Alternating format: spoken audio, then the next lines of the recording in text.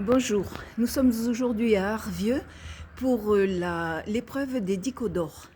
Et Madame Mazars, présidente du club d'Arvieux, va nous... administratif à la fédération départementale de l'Aveyron et secrétaire adjointe aussi à la fédération.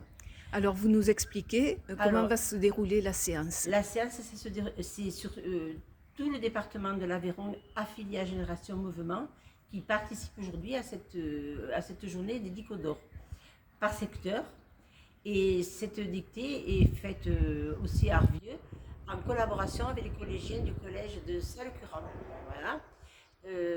C'est noté sur 3 notes, une dictée en règle générale, une dictée pour départager les ex-échos et un QCM de qualité, de niveau intellectuel, moi je ne dirais pas.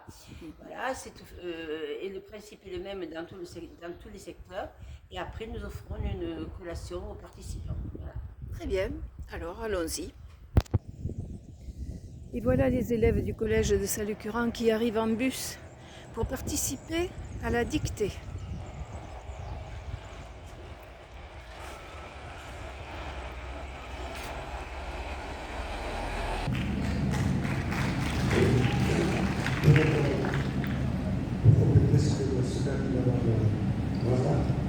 Donc, on a la chance d'avoir tout ce monde présent, et comme elle a dit, bon, c'est grâce au collège de Salles-Curran.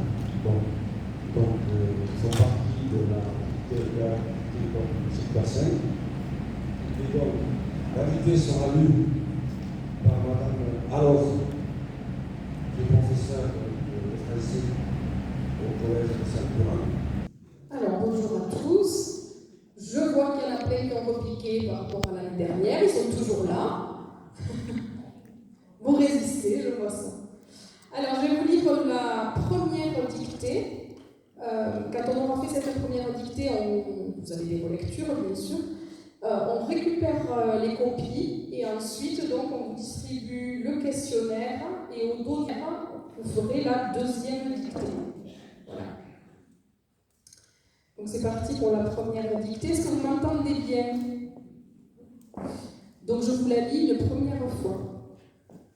Le déclin de la langue française. Au milieu du XIIIe siècle, la langue française est au sommet de sa gloire. De Londres à Moscou, en passant par Berlin, de nombreux aristocrates la jugent synonyme de culture et de raffinement, et se font un devoir de la parler. Les œuvres des Lumières, Voltaire et Rousseau en tête, rayonnent au-delà de nos frontières.